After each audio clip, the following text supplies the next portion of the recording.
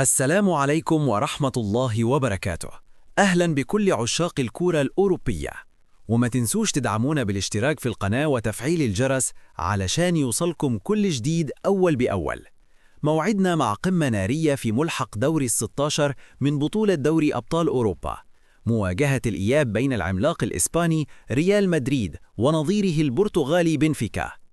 تاريخ المباراة: الساعة 10 مساء بتوقيت القاهرة، الساعة 11 مساء بتوقيت السعودية، الساعة 12 منتصف الليل بتوقيت الإمارات، الساعة 9 مساء بتوقيت المغرب وتونس والجزائر.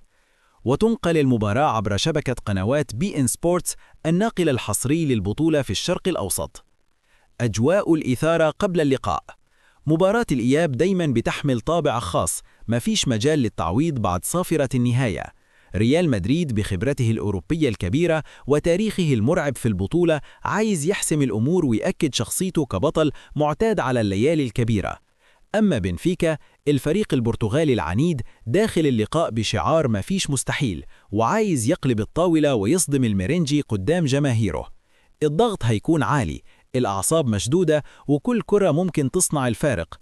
هل يحسمها ريال مدريد بخبرته، ولا بنفيكا يفجر مفاجأة مدوية في ليلة أوروبية منتظرة؟ اكتبوا توقعاتكم في التعليقات، وما تنسوش الاشتراك في القناة علشان دايما نكون معاكم في أقوى المواجهات. بيلز فوتبول سوكر.